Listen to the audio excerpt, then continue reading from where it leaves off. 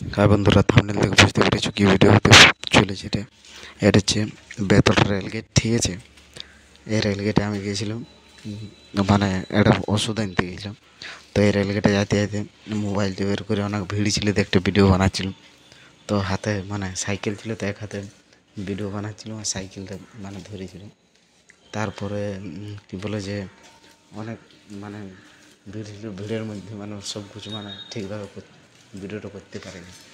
আর এটা হচ্ছে মানে অনেক লোক থাকে তো এখানে। একদিন ভিডিও বানাতে বানাতে লোক হাসছে, বলছে মোবাইল তুমি কী করছি।